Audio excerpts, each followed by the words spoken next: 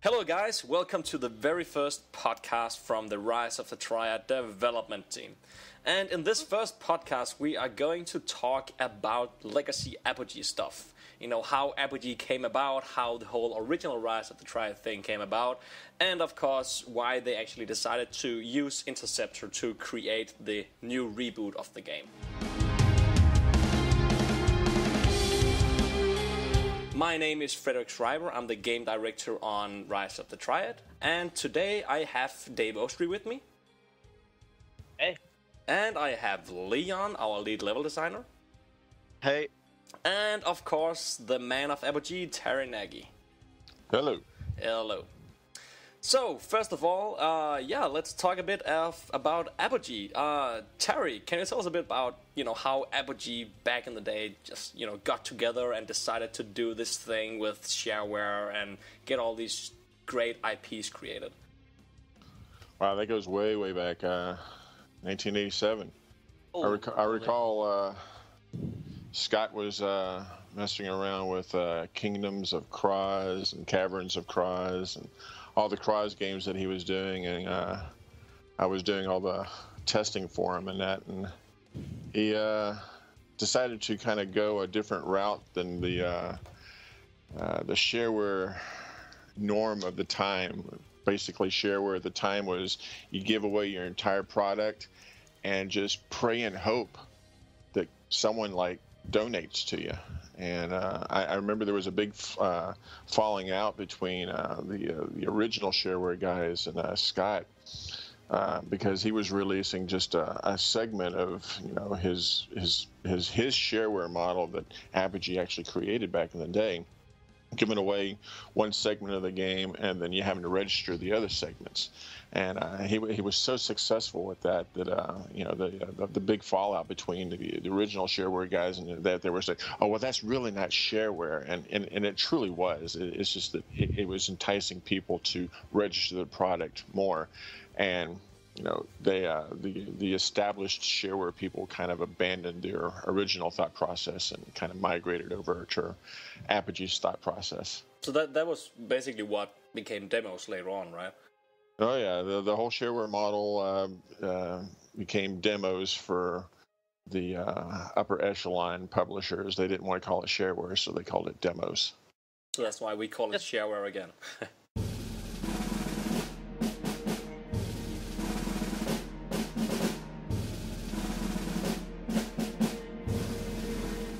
Just for reference, Terry, I was 3 in 1987. Oh shit, I was born in 1987. Yeah, I was born too in 1987. God, not to make you feel old or anything. Well, there we go. There we go.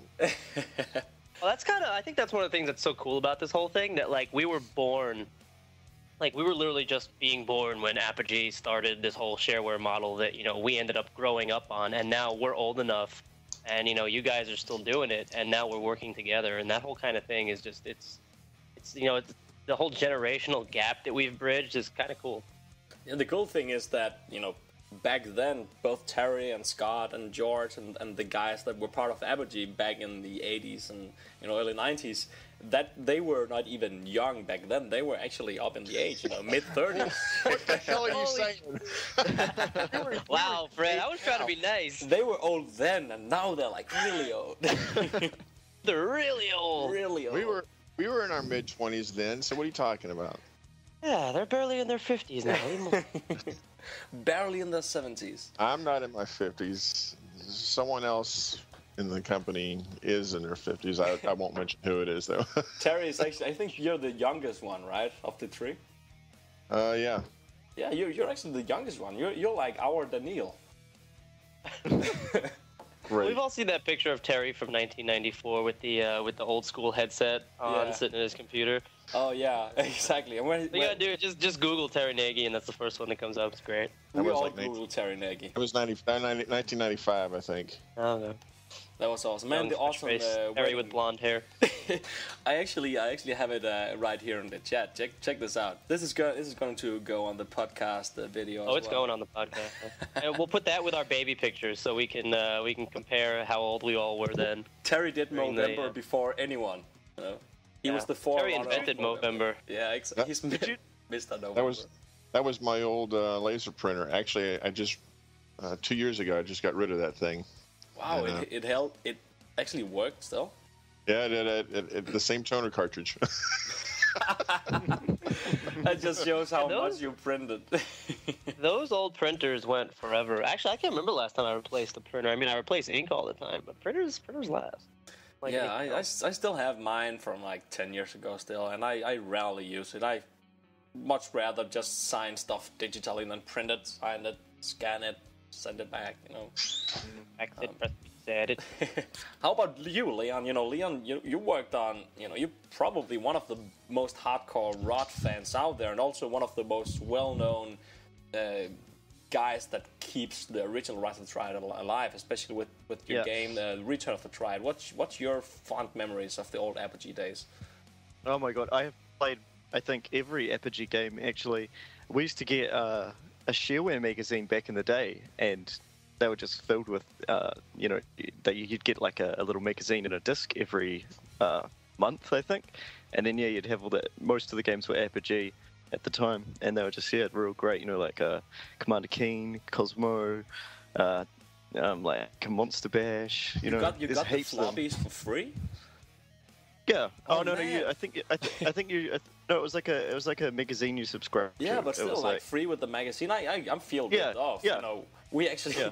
I remember when I at birthdays and Christmas and stuff like that. When I was getting my very first batch of games, it was usually a 10-pack floppy pack with 10 Apogee games, but they were all shareware games. But you actually bought those in stores like a real game. $50 and you get these 10 shareware games, and I thought those were the full version games. So those were also my very, very first game. The very first game I ever got for a PC was Commander Keen, the first Commander Keen, and then Commander Keen 4, weirdly enough, and but all on those floppy disks from Apogee. And I had no idea what registered meant, or registered version. So I thought that, these games are cool and short. but yeah, and then Rise of the Triad, why did that one stick? I don't know. It was. Well, I had played Doom before, and Doom is still one of my favorite games. I still play Doom regularly and mod and stuff. But yeah, Doom is awesome. And then Rise of the Triad was kind of like, it had sort of way crazier stuff. Like the guns were just insane, and it had all these traps as well, which Doom kind of didn't have. Doom you can only really sort of shoot guys. Yeah. They have crushes, I guess, but there's nothing like those moving walls or like these blade traps. And so I guess Rise of the Triad had sort of more sort of stuff, like it also sort of had more like things to find out. The secrets were a bit more sort of harder to find, and they were more secrety. More secrety. Secret. Yeah, and of course it had points too, which Doom didn't have. And yeah, I just really remember playing it like a lot, and I don't know what it is about it. It's just a really fun game to play.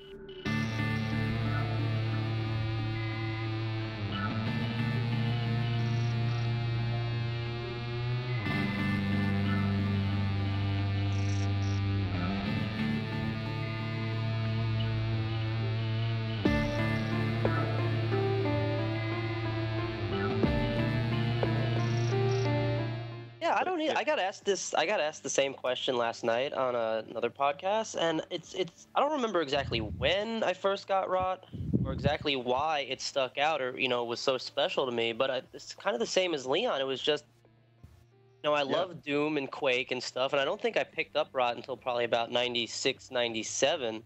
I don't think I caught on originally, and for some reason I just like it was probably after I played Actually, it might have been after I played Duke. Yeah, probably. Because it was 3D Realms, and they were like, "Hey, they made Rise of the Triad." I was like, I think I remember seeing something about that. I think it's just the same thing. It was like all these other games, but less serious, but in a kind of like subversive way. It wasn't like in your face being funny like Duke, and it wasn't in your face being dark and serious like Doom. It was just kind of like this mix-up, and plus just the crazy weapons and the crazy levels, and it was just.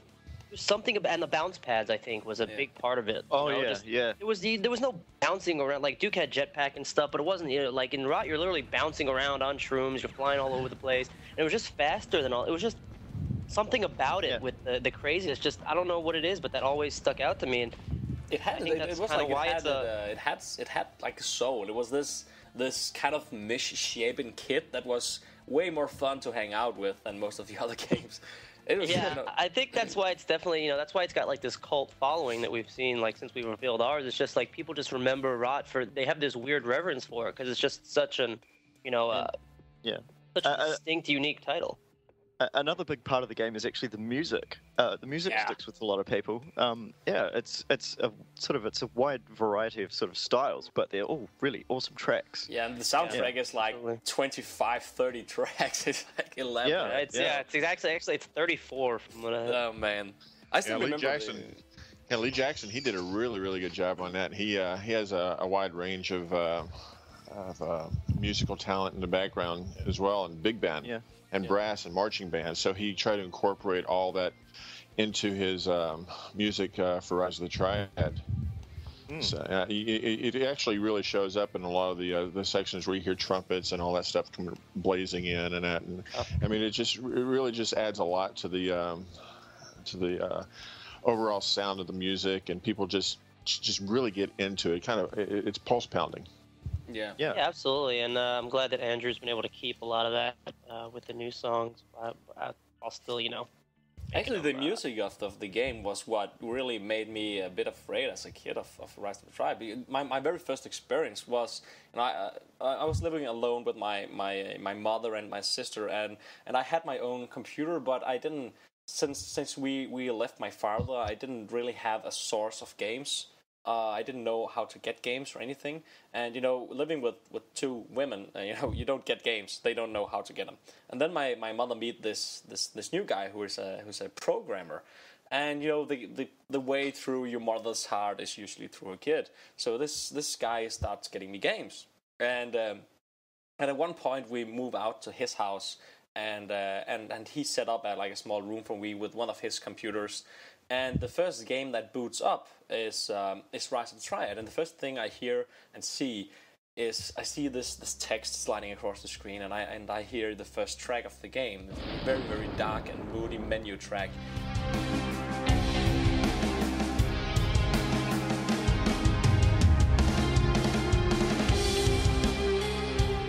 And then you hear the lightning strike, the thunder, and you see the logo smashing in. Yeah, and I was so afraid of that. And it was afraid in such a mystical way. What is this thing? And when I played it the first time, and that was, way back when the shareware was first released, I was so young that I didn't get the funny side of it. I was just a bit scared that it looked so realistic and it was so weird, and those weird things flying around and traps everywhere, and it wasn't just as Dave. It wasn't until later that I actually got the full version after playing a lot of other games, getting back to Rise of the Triad and really figuring out what the game was. But I always have that clear vision and memory of watching the intro of the game and seeing the logo crashing and just being afraid of that.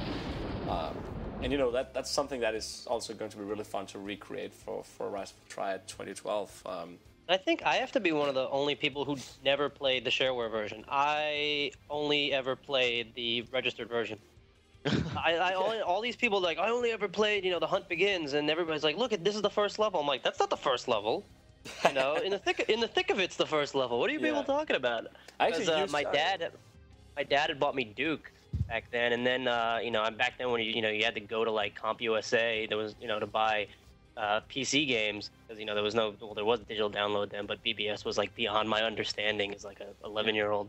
And when we bought Duke and then the Atomic Edition, then I guess Rise of the Triad, and I didn't even know there was a shareware demo version until many years later. The funny thing is that back then I couldn't read or understand anything English. So when I finished the Hunt Begins, the shareware version, and saw that last screen where it says you get the registered version, the Dark War.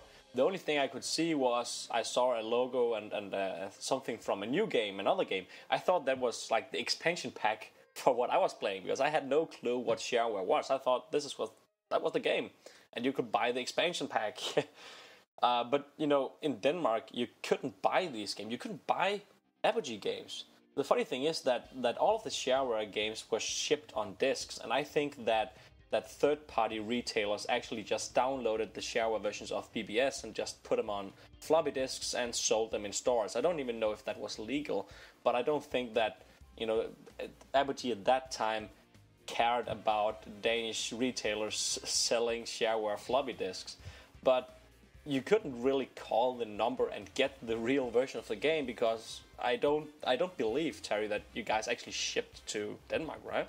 Really, what there wasn't a lot of care whether or not people were doing that stuff with the shareware, except if they were selling it.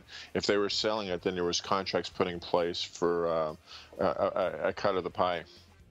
But it really wasn't that much, so because it was all about promoting the final product. Yeah, because we were used to like buying these games, you know, no internet, no nothing. We bought shareware games, and had I knew that, you know, spending $50 on shareware games, spending $50 on the real games, you know, but we didn't know anything better back then. That was just how it was.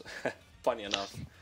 Wild West. Yeah, the Wild West of shareware. But it was awesome because, you know, the whole thing about not having internet and not, you know, there were magazines, but, you know, in the US you had all the magazines. You know, that's where basically the Western video game business was created. But where I was from, there was like one Danish video game magazine. That was the only game-related magazine you could get ever.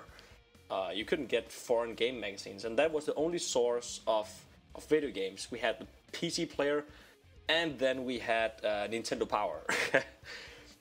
and all my friends Which actually just finished their run. Nintendo Power's done. I'm very sad. Yeah, that was pretty sad to see that. But the cool thing they did with the cover art, you know. Cover, yeah, they replicated the original cover with the timing of New Super Mario Brothers Wii, Exactly. which is pretty. But all my friends got Nintendo Power, and you know, I was getting more into PC gaming, and I only got PC Player. So I could read the reviews of these Apogee games, and I often didn't understand what the hell they were saying and why the games had 4 episodes when my game had 1 episode, and I was just so confused as a kid. But again, every now and then I got like 10 Apogee games shareware on a you know, bunch of floppy disks, and there were just so many Apogee games that, you know, shareware was enough. For someone like me to with short attention span. But Terry, how did you get, you know, into this whole Apogee thing? You know. Well, the new iteration of Apogee was. I remember back in 2000, I approached Scott and George about bringing Apogee back, the name Apogee back, and they shot it down. They just weren't interested. And then in 2007, I approached Scott again about it, and he was like, "Yeah, absolutely. Let's look at doing something with it." And so you know, we kind of, you know, the 3D Realms really didn't see any value in the Rise of the Triad IP back those, so we was able to secure it for Apogee moving forward, and we knew one day that we wanted to make sure that our Rise of the Triad saw the light of day again, because you know, there was a lot of comments in the strategy guide about, no, you'll never see another Rise of the Triad game, and you know, a lot of people were like, well, okay, this is fine and dandy because we got a really good game here, but you know, and a lot of people was like, man, this game needs to be redone again.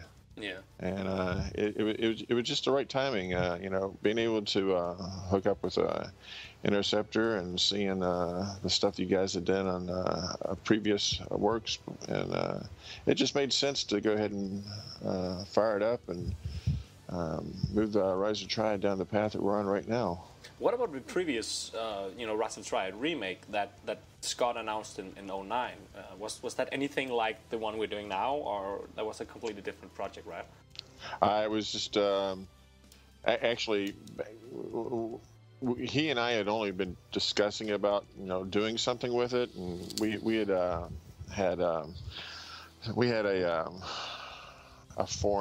another foreign developer take a shot at maybe doing a prototype of it, and it was going, but it just wasn't going the path that we wanted, and we pretty much just scrapped it at that point.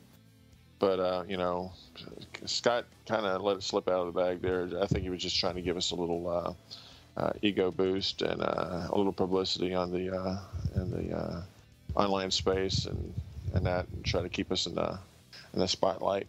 Yeah. But and then we were working with another developer over in New Zealand, trying to put together another demo of it later. And things were just progressing very, very slowly with that developer.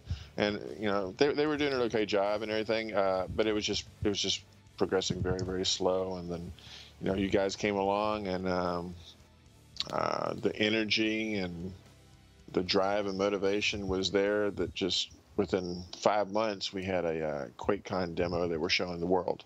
And that was just really kick-ass as far as I was concerned. Yeah, the QuakeCon was such an awesome experience, especially, watching the guys, standing on the stage and watching the guys in the audience, seeing the Apogee logo in the old classic Apogee track running and then turning into the new revised one, and, seeing people's faces of Apogee back in action. That was just amazing, It's quite an experience to see all of these people, because people that come to QuakeCon are usually the same kind of guys as us, also the same target group, people that remember those original Apogee games, and mostly because, without id Software, we would have QuakeCon, and without Apogee, we would most likely not have id Software and Wolfenstein.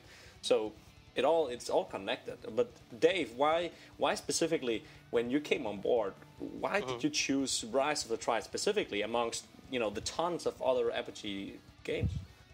Like I was saying, Rod always stood out to me as it was the last Apogee game, right? Before they turned into before Duke and they turned into 3D Realms, and it was just kind of this great legacy that Apogee left behind. Stargunner was the last Apogee game, by the way. Was it? Yeah. Yeah. Oh, shit, you're right. Okay, to me, the last Apogee game I remembered was Rise of the Triad, because I never played Stargunner. I played Raptor though. And to me, whenever I thought about what happened before they turned into 3D Realms, it was the last first-person shooter. Let's say that. I remembered Rise of the Triad. Rod. I always had this great reverence for it. So when you told me, when I contacted you and you said you got contacted by Apogee, and we started brainstorming about ideas. I mean, and IPs and stuff like that. The first thing I thought of was what's going on with Rise of the Triad. Yeah. I had obviously read that interview Scott did with Gama Sutra back in 2009, but I had kind of figured that was just kind of dust in the wind. And Terry was like, yeah, that's a thing. And I remember you got really excited. Because I brought it up and you were just kind of like, yeah, that's a thing. I'd love Rise of it. We could do that. We had other options. We had this range of different options together with Apogee and 3D Realms that, it was pretty much, we could pick what we wanted to. And when you came on board and said, what about Rise of the Triad? It was like, hey, what about, that might actually work. Yeah, because it's kind of, a lot of the other stuff you guys were talking about was, definitely bigger in scope. And exactly. I think that, we all agreed that Rot was not only a good starting point for Apogee and Interceptor, but, a game that we could get done in a good amount of time, and one that we can do on a budget, and one that you knew you could find a team for really quickly. Exactly. You were already like, oh yeah, I know, guy. And next thing you know, you had a team. You already had a team for Duke Reloaded. But then once I mentioned Rise of the Triad, and you were like, yeah, next thing you know, you've got all these new, you're like, I know guys, just wait. And next thing you know, there's all these guys who just, I couldn't believe there were so many people. I know there were guys like Leon out there with Rod HQ and stuff like that, but I didn't know Leon could do UE3. The funny thing is that when we got guys like Leon and those people on board, we were very hesitant in the beginning, because when we got guys on board for Rise of the Triad and we brought people over from Duke Reloaded, we didn't bring everyone over from Duke Reloaded, since this was actually a commercial title. We wanted to make sure that the people we brought over were the most professional and most capable of these people. Truth be told, that when you're working on non-commercial products, you seem to get everyone on board that just have a little thing to contribute, and then they can grow within the team. We still use that, but they have to have a bigger skill set to begin with. And then when we got Leon and Simo on board from ROTTHQ, who actually did Return of the Triad, we had only seen what they could do with the original game. That's with like Doom. that's a Doom TC, right? Yeah. And that has nothing to do with Unreal Engine. And then you guys get on board, and out of thin air, you just this amazing Unreal Engine 3 artist, and you quickly rose to the top as actually the most experienced and capable Unreal Engine 3 level designer we have on board, just doing all of these things that other team members are learning from ground up. And that's what's the what's the odds of something like that happening on a team like this? The hardest of the hardcore Rise of the Triad modders just happen to actually be really good with Unreal Engine as well. Like that really surprised me. When you brought them on, I thought you were just bringing them on as consultants. I was like, oh cool, we got the Return of the Triad guys. They're gonna help us, make sure we get cool level design and make sure everything's legit because they've been modding the game for years. And then next thing you know, like they're doing art and level design. I'm like, in UE3, I'm like, wait, they can do UE3 too? How? Yeah. That's that's awesome. Yes. And the insane thing is that when we looked at Simon Rance, when he did his first pieces of environment assets, and you looked at those, and it immediately struck me that this is true AAA art. This is AAA art beyond what we have seen before on this project. Not only was it that, but he pumped them out 3-4 assets a week, and he just continued doing so all the way until now. It's just stunning, especially when you look at his portfolio. And how can we judge this guy? Well, we can look at his Return of the Triad Doom models, and those doesn't exactly scale into AAA looking portfolio. He just gets in there and does what most other people spent decades of teaching and practicing to learn, and that's what makes these guys so amazing at what they're doing. They're just so talented, but they're not showing the talent through portfolios and different places. They just shown it in old games, and out of thin air they're just amazing at creating stuff for this modern engine, and that just blew my mind completely. But another thing is that once we got this entire team on board, we really had to find hardcore Rise of the Triad fans. Dave obviously played through the original. I played through the original as well, but we didn't know every single level and every single corner of the entire game as we did with 3D. And when looking around on the internet for Rise of the Triad communities, it was really hard finding a central place that had a forum, that had an active community. It was all kind of spread out into all these small subsites, and ROTTHQ obviously was the place to be, but it had no forum that was working anymore. So we were kind of worried, okay, is the community still alive? And then we find all these people here and there that are actually really hardcore and still working on things and are in some weird way connected still after all these years. But how you're an admin of ROTTHQ, Leon. How did you manage to still keep this alive? Because it seemed like for a while it was almost on life support. Well, after I released a demo of Return of the Triad actually, and then just out of nowhere, all these people came along and it sort of started up again, and then we set up ROTTHQ just for more information about the game, because there's not really one website that tells you who all the enemies are, what all the programs are you can use to mod it. There's nothing like Doom World example for the Doom community. There's no Rise of the Triad world, so we made ROTTHQ, and there was a forum for a while, but it got kind of spammed into oblivion, so it's not there. But there was also the ROT editing forum, which is kind of still around, but there's not much going on at the moment. But hopefully once this game comes out, we will see a resurgence. We'll see ROT Nexus. Yeah, exactly. Yeah, hopefully. So back to the old legacy Apogee games. Obviously, when you started actually thinking about switching from the smaller, more platform-like games that you did in the early 90s and going into actually, this was one of Apogee's first real AAA productions. How did you guys decide, Terry, back then to actually assemble this separate team that you called the Developers of Incredible Power underneath Apogee with Tom Hall on the lead side? Well, I remember there was a strong push at the time, and this was Scott and George. There was a strong push at the time to have a really strong internal development team. Jim Doze was there, Mark Doctorman, Tom Hall, William Scarborough. That was just pretty much the programmer base. But there was a ton of other people there that was involved in the overall project too. But I remember they really wanted to establish an internal development team for these first-person shooters, and I believe Duke was also running at the same time with Todd Rapogel. And so there was an internal development team going on that with the build engine that Ken Silverman built. You were actually quite a large team back then, having both Duke in progress and Rise of the Triad as well.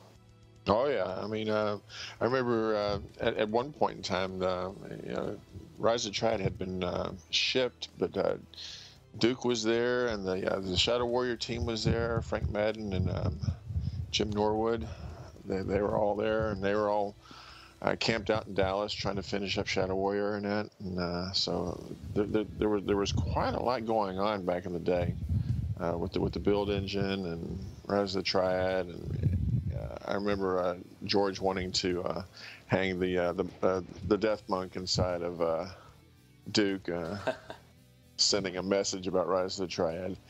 But here we are, revitalizing. We're giving a mouth-to-mouth CPR, and bringing Rise of the Triad back to life.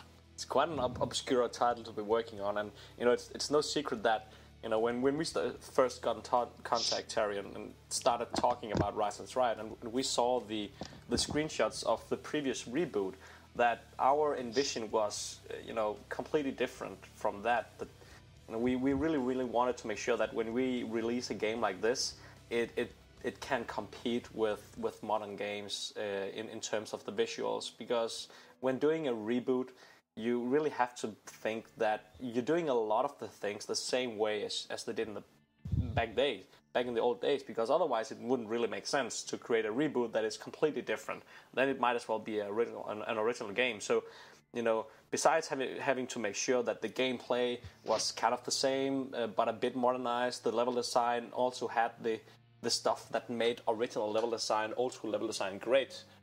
Big open levels with a lot of secrets. But besides that, you only really have to push the visuals to make it look next generation, to make it look like a big modern game, to bring it back into a new audience. And when comparing it there with the previous remake project, it was very, very different, and the scope of this project was really heightened a lot, because we knew that we had to make this look really competitive, because we know today that gameplay is above anything else, but when you're doing a reboot, it's all about graphics. Yeah, you have to make sure that the game looks damn good as well, at least as good as it can with a team like this. But now we really spend a lot of time making sure that this looks as good as we can make it look with the resources we have. Well, that's why I thought it was important to allow your team to have a lot of the creative freedom around the whole design process. Originally, when I was wanting to bring it back, before Interceptor got involved, I really wanted to have a new engine and use the new engine and do the game design around that. But so many other people were like, no, it's got to be just like the old one. It's got to be just like the old one. And I was like, oh my God.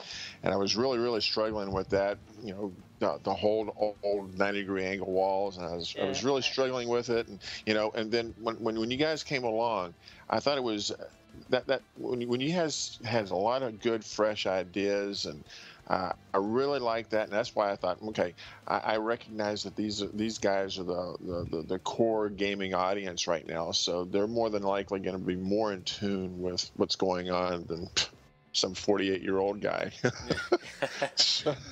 So I mean, that's why I thought it was really important to make sure that you guys had a lot of good creative freedom and design in there. That as long as we stay true to the IP and the weapons perform just like they did before, I was fine with you guys just having all the creative freedom that you guys wanted. Yeah, and I remember. I'm sorry. No, go ahead, David. I was gonna say, I remember when I first got involved, and I was in that old mindset too. I was like, let's just do ROT HD, just up-res the whole thing. Keep it, the people love the original. Let's just make the original with super high def graphics and call it a day. We can do that really cheap and get it out there, and people will buy it and they'll love it. And then Fred kind of pitched this whole like, no, we can do like, let's redo it, in UE3 and just make it, do a whole re-envisioning like we were doing with Duke. And I was skeptical at first, but then he kind of drew the idea out, and I was like, yeah, it's a bit more ambitious, but if you think that's the way to go. And then, we got the team together and he started showing some stuff, and I was like, yeah, okay, yeah, let's look, okay, that this works, a full re-envisioning. So, I was impressed and, a little scared, but definitely impressed with the direction you decided to take it, and I think the game is definitely better for that. I mean, do I still think ROT HD would sell and, be a cool thing to have out there? Yeah, sure, but I think what we're doing is obviously a lot bigger and better than that. One of the issues with ROT HD, if you are just going to bring it back that way, is that, ROT has a cult following, and a lot of people think it's a great game, but when you compare it to what works today of old school formulas, I don't think it would translate that well to the modern audiences if you simply just brought it back with high-res textures, because there are a lot of great levels in ROT, but there are also a lot of crappy ones. Let's just say it. There are a lot of shitty levels in the original game. Exactly. Yeah. And so it was also important in this process to make sure that we cut away some of those levels that wouldn't translate well into new, better-looking levels, that we kept all of what made the original game really, really good, and we took that and just elaborated on it. Took the original best levels, the best 20 levels in the game, and just blew them out of anything that players have seen before in Rise of the Triad. And I think that approach was the best one for both the old-school fans, because they will be able to go through these levels and remember all of the great levels, because those are the ones they're going to play, while all of the tedious levels that were just annoying, those are simply stripped away from the game. While new gamers will experience these levels as really, really cool, new, great-looking levels with this old-school formula attached to it, where you have open paths, you have multi-paths, and you have all these crazy secrets that are so hard to find, and you have to use rocket jumping all over the place and stuff like that. I think that combination is going to be really, really well received by fans. Now here's my question for you. Now, we've talked about it a bit. Like, we talked about how that we've cut some levels and we've re-envisioned. But here's something I don't think you ever explained to me, because I never really asked you. How did you guys decide which levels to keep and which to get rid of? Yeah, Leon, when I asked, basically it was all down to some levels were just they were basically filler, like when you buy an album, it was just filler. So we just thought they didn't have any interesting things that sort of redeemed them. There might be no sort of, it might just be just plot along, there's the usual stuff. Whereas like a level like Circles of Fire or something is completely different and it's unique. You've got to keep it in, so there's stuff like that, like traps. Some levels would have an interesting series of traps and with a puzzle or something, and you keep that in. But then there'd be another level where you just shoot stuff, or it was really convoluted. That would be the other thing, where it was just all over the place. So we kind of streamlined a few things that. Yeah. I think the process when we started actually getting the LDD, the level design document, together, and seeing how you guys fleshed out these levels, where you made sure that the key elements, for instance, let's take the E1L1, the key element here that people often remember is, the hallway to the Hand of God, or the first Yeah. bunker where you can walk all the way around it. You know, these key elements were the elements that you made sure to keep throughout the entire game. So Yeah. you Yeah, will that's always right. get that small thing that, oh, I remember this. This is awesome. You know, and having that throughout the entire game and just seeing it if it was made today. You know, you guys did such an amazing job on that. And, you know, the amounts of scripting and programming required to make this today is just above and beyond what we imagined initially that was going to be possible. It's one hell of an achievement. But, you know, guys, thank you very much for wanting to join us in this first podcast. And it was great talking a bit about the legacy of Apogee and what, you know, made Apogee decide to use Interceptor for a project like this. On the next podcast, we're going to talk a bit about game design itself and, you know, dig a bit deeper into how we actually designed the game and how we decided to redesign all of these classic features, as well as talking a bit about some of the business related stuff. You know, why does a publisher decide to select a company that really hasn't proven itself yet in this business, and, you know, why Apogee decided to get back into action with bigger games and more serious games like what we're doing right now. So that's going to be very interesting. And thank you very much, guys, for joining us, and have a nice day.